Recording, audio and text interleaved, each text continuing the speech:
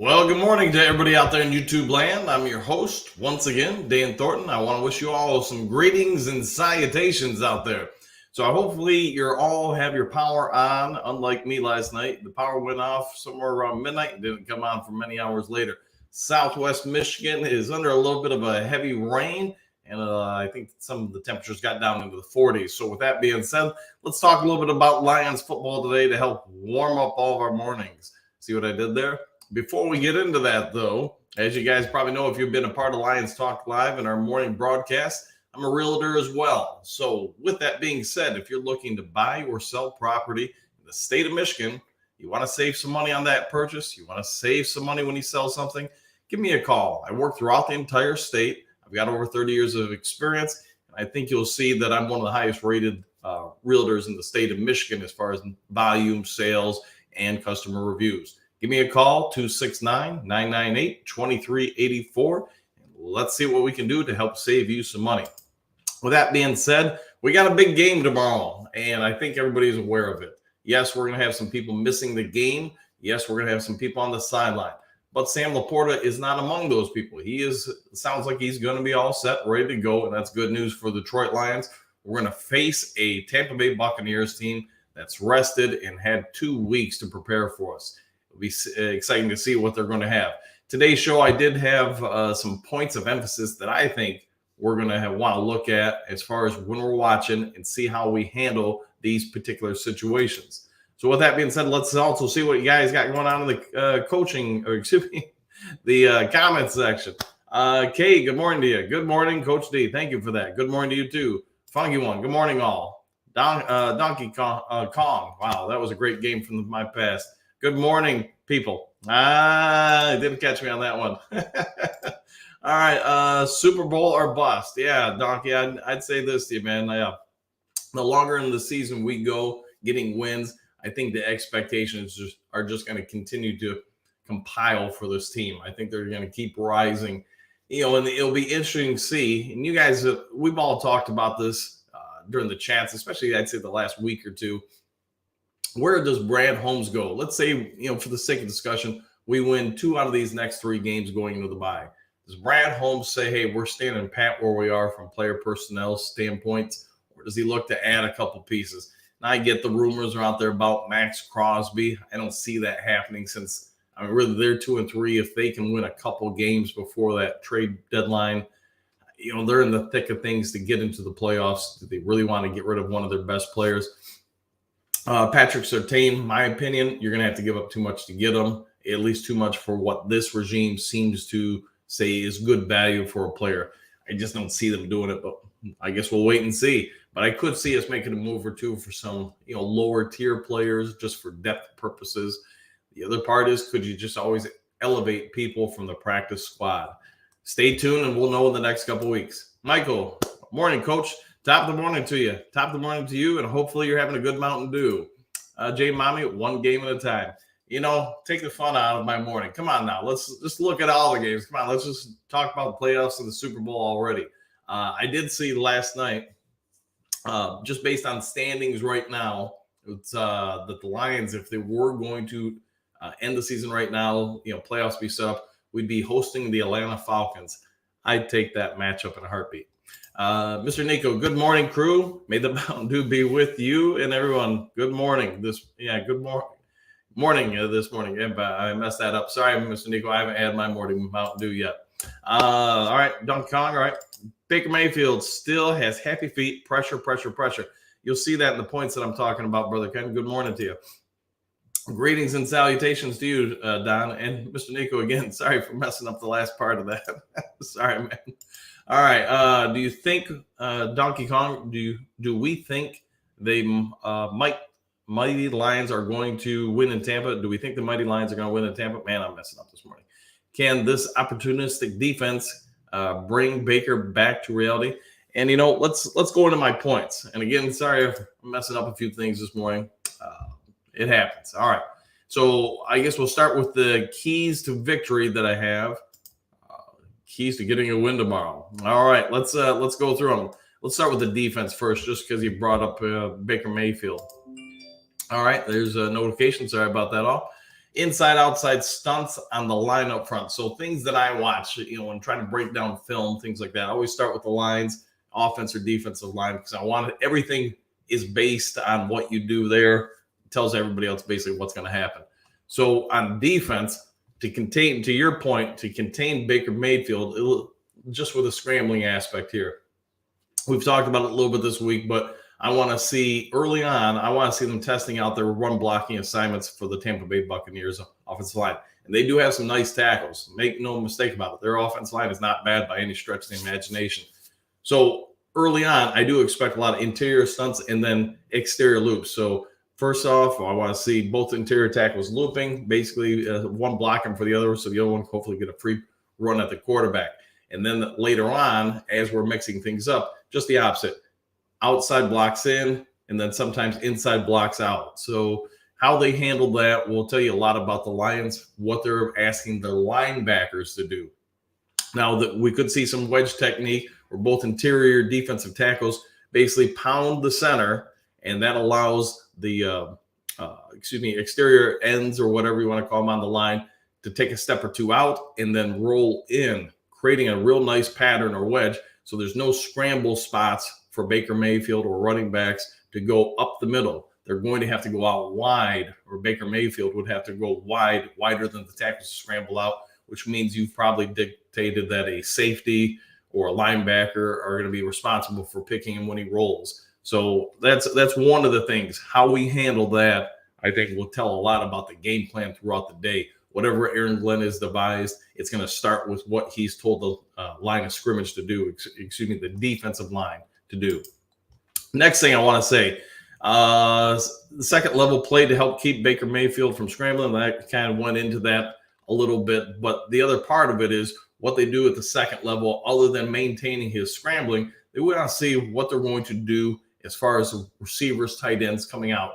Are we going to basically try to limit their progression down the field? So get up there, jam, press, play inside leverage.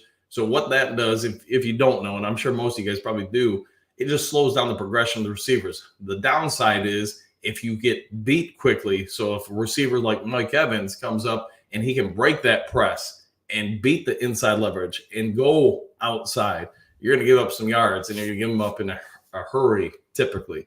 So that means a lot of pressure tomorrow is going to be on Kirby's eyes. My guess is you're not going to have Tracy Walker playing single high. It'll be Kirby Joseph. It's just more his skill set. And Walker, thankfully, is much better at coming up and playing in the box. He's better against shorter intermediate passes, playing the run, things like that. Where Kirby Joseph, he's got exceptional eyes and he's got range. So if you're going to be pressing a lot and jamming and denying inside releases, that means that the sidelines are going to be usable for the offense. So with Kirby in the middle of the field, his responsibility is basically to watch the quarterback's eyes and watch the progression of the receivers coming out. His job is going to be to go from the middle of the field here and cut off either of these sidelines. I don't have a coaching board, so I'm doing what I can with the camera. But I think you guys get the idea. That will be some of the bigger points of emphasis I'll be watching early in the game. And then again, start of the third quarter, first drive or two by Tampa Bay. What changes has Aaron Glenn come up with? What alterations, adjustments, whatever you want to call it. All right, back to the comment section here. All right, here we go. Michael, where we got? All right. Heard anything on Max Crosby coming to the Detroit Lions? Was that just another wish list rumor? I've seen it in a lot of different spots. I have not heard from anybody I talked to in the journalistic world about it, so I just don't see the Raiders giving him up. It would be one thing. I know there's been some talk about pushing the trade deadline back like 2 or 3 weeks, and to me that would make more sense because the longer the season is now, teams mathematically are in the playoff push longer and longer. So the Raiders, I'm assuming the next 3 weeks are going to get a win, not against Detroit, by the way.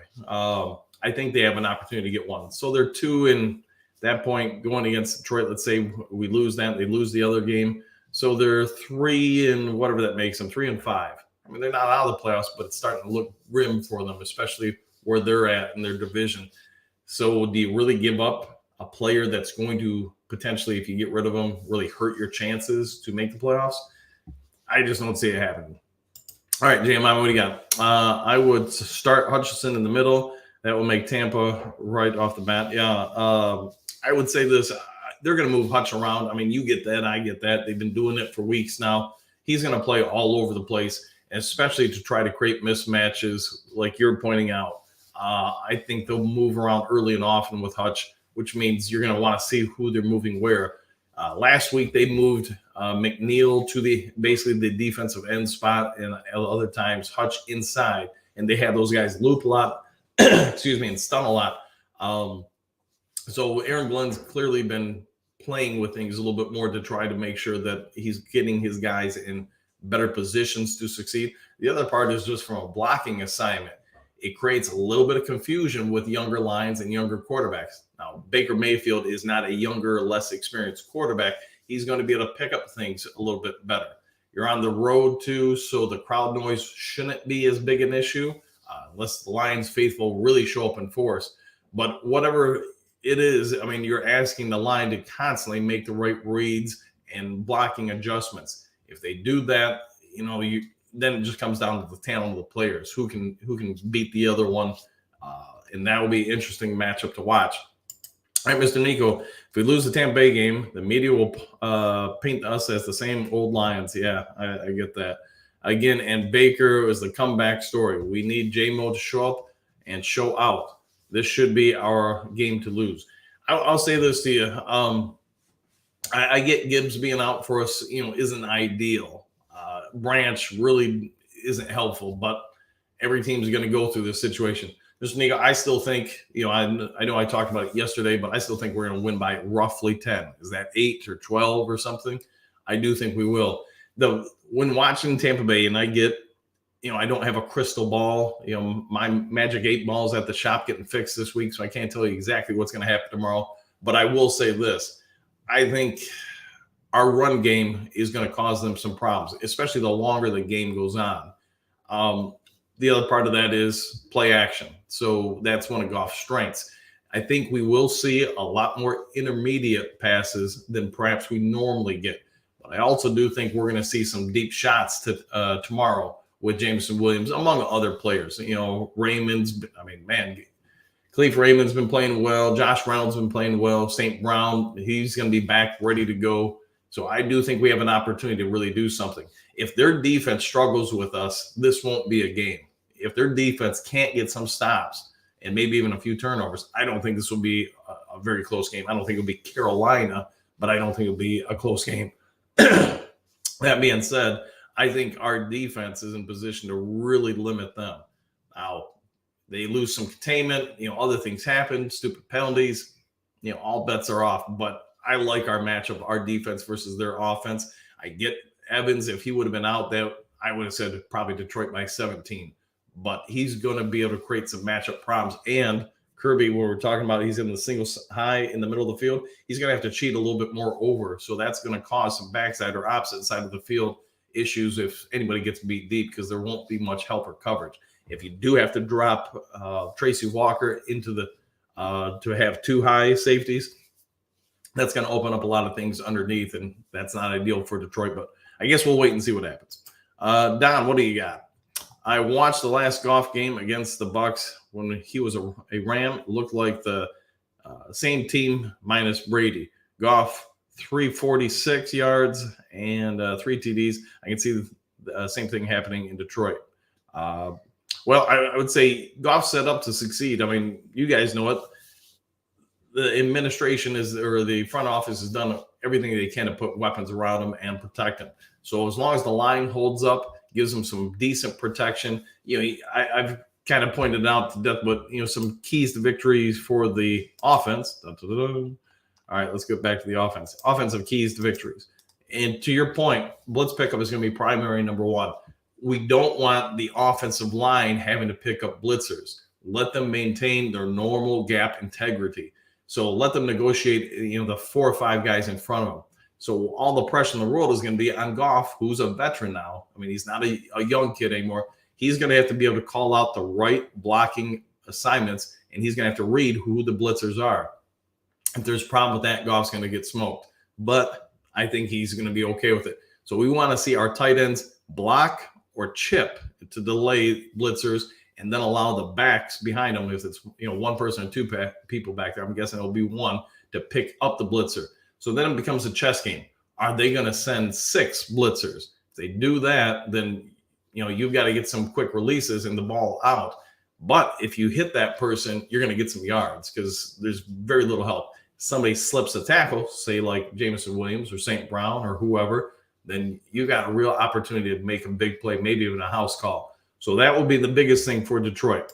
Next will be beating the jam and press at the line of scrimmage. And kind of like I just talked about, if Tampa's going to send 5 or 6, which is their MO, you're leaving everybody in man. One person breaks a tackle or misses a tackle, and Detroit's going to be getting a whole lot of yards. The last thing I would talk about as far as my keys to win is watch the blocking in the run game. So we want to see a lot of wedge blocking at the line of scrimmage. So that just means you're putting 2 players on one defensive player to create a sound wedge. Now, when you see I'm doing what I can with coaching here.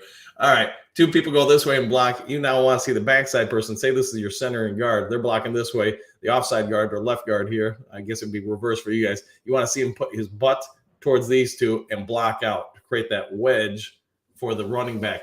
The problem with it, while you create big holes, if there's somebody to fill from the defensive side, there's nobody left to block him. It's all on the running back to beat him one-on-one. So I think I like our chances with our running backs, Craig Reynolds or Montgomery. Obviously Montgomery's going to get the Lions share of the totes there, but you leave them one-on-one with somebody, I think they're going to win most of those matchups. All right, let's see, we got some people coming in. All right, Max, good morning to you. We going to be able to stop their pass game? The run game doesn't worry me at all. I think I've kind of pointed that out. It will come down to, in my opinion, the ability to keep Baker Mayfield from innovating offense. So he gets out of the pocket, play breaks down. It's just a fire drill. Everybody's on fire, moving around, running routes, trying to come back to the ball. You stop that, I think you're in pretty good shape. I do believe we'll have 2 people on Mike Evans to try to limit him the vast majority of the time. Now, like I said, I think we'll be pressing or up on him, and then probably Kirby's going to cheat towards him. So that's going to put a lot of pressure. My guess would be on Sutton or whoever else is asked to just play single coverage. So basically man-to-man with no help over the top if you get beat. That would be a lot of pressure on him. But, there are other receivers, while they're good, they're mostly possession receivers. There's, Godwin's not going to, I think, house call you too much. But they do have some favorable matchups. If we can contain them and limit them, the run game is kind of, I don't think, going to be a big threat against us. The only thing out of the running game would be Baker Mayfield scrambling and innovating offense. You stop those 2 things, you make them real one-dimensional. And if we can get some scores, think of like when I was talking about the Atlanta game, you get up 10 points at halftime, 14, 17 points in the third quarter. You really start taking teams out of having balanced offense into limited offense, basically just your passing game. Never mind, you answered. All right, sorry, man, I didn't see that. All right, Jay Mommy, did you hear anything about Laporta? Heard that he has a calf strain. He was full go on practice. Yesterday he said he was fine in his post practice pressers. Didn't anticipate any problems. Planned on playing. So is he going to be 100%? No, I think he's going to play though a ton. All right, Wilson, Laporta is playing. Yep, I agree. I guess I should read ahead a little bit this morning. Michael, one thing this season I've noticed is that the O-line having very few penalties compared to past years when they were notorious for negative yards during drives downfield. You're 100% right. Have you really seen a ton of holding calls that really negate a big gain or push us to a 3rd and long or 2nd long? Good point on that. Good eyes. There haven't been much, at least not that I'm thinking of. Wilson, it'll be a good game and good test, but we win 31-17. All right, we're kind of on the same page. You got 14. I've got 10-ish. So splitting hairs a little bit, but good call. I like the way you're thinking. I'm going to hold you to it. All right, Don, I respect Mayfield, but dude is erratic and just throws the ball up a lot of times.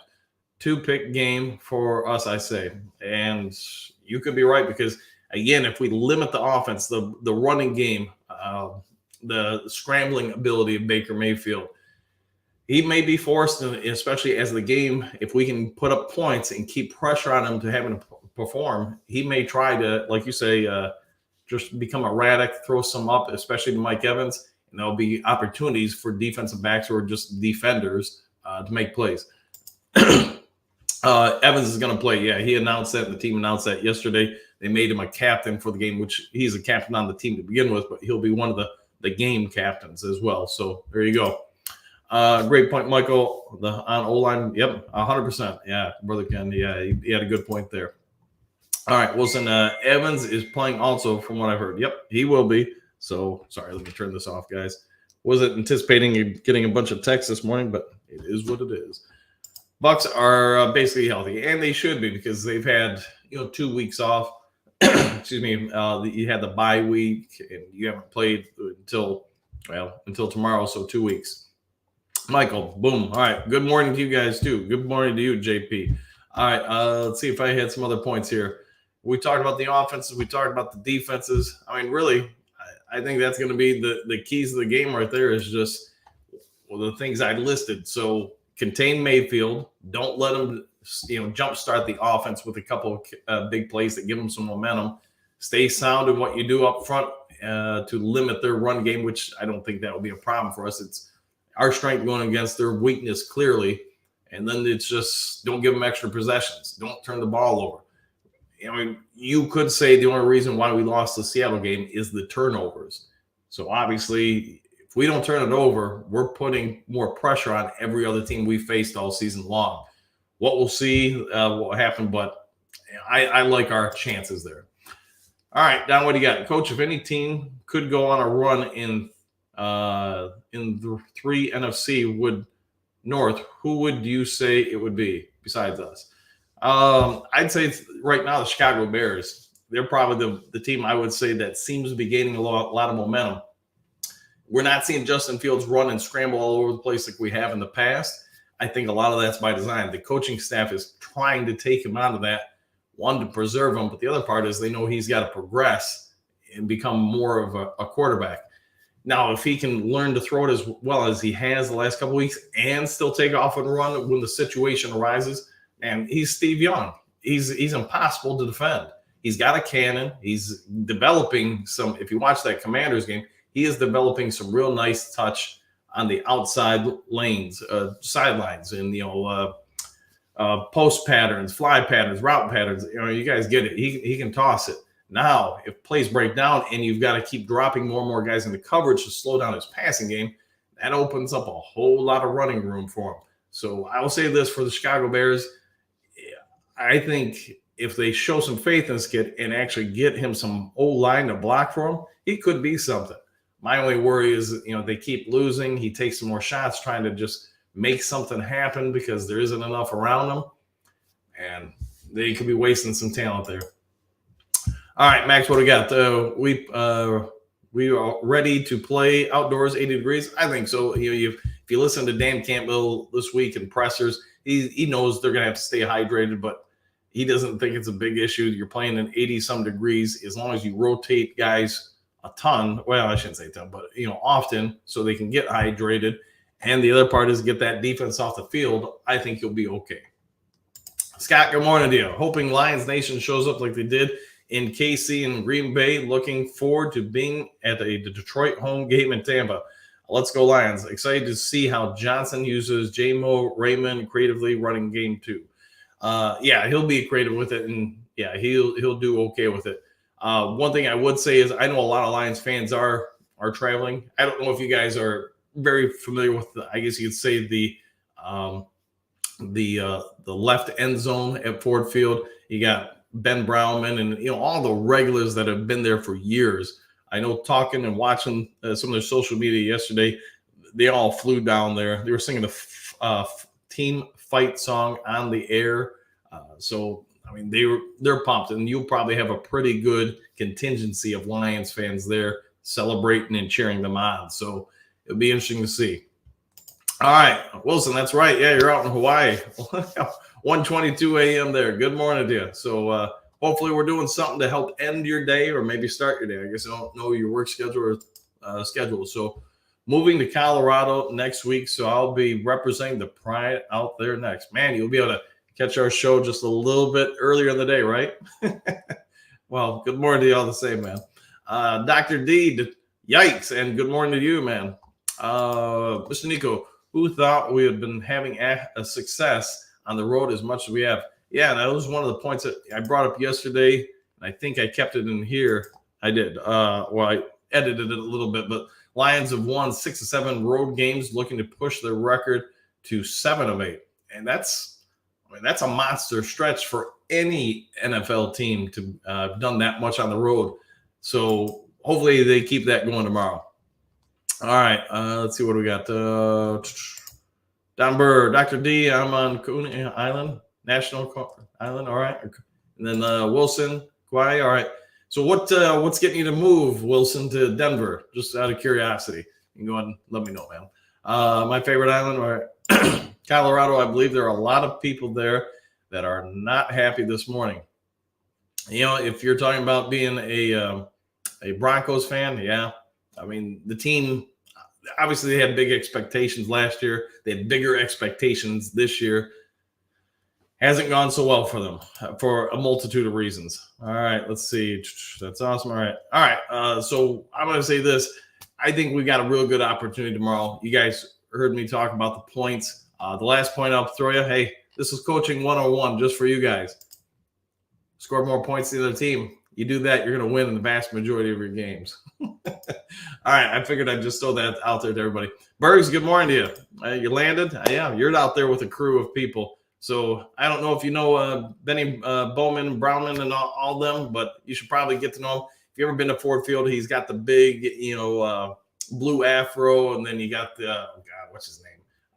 Older gentleman. He's got the Lions hat on, the gear, and the hammer and stuff like that. But they're a good group of guys. They hang out, like I said, in the end zone. They've been there for years.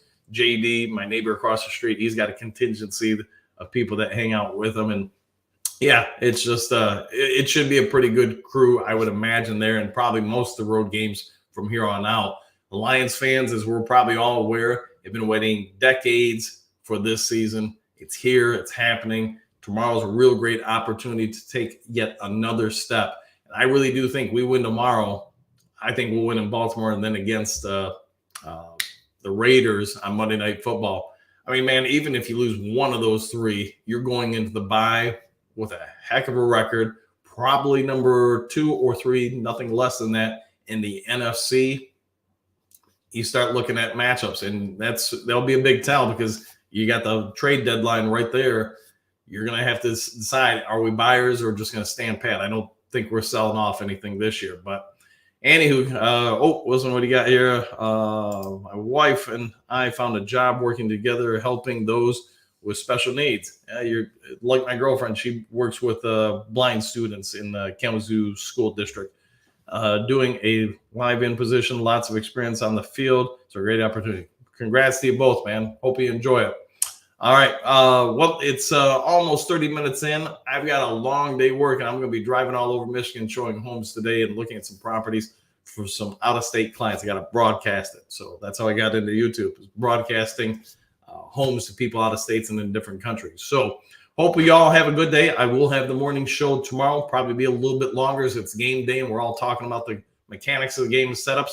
So hope you all have a good one. Get your morning Mountain Dew, and we'll see you tomorrow on the next Lions Talk Live. Take care, everybody.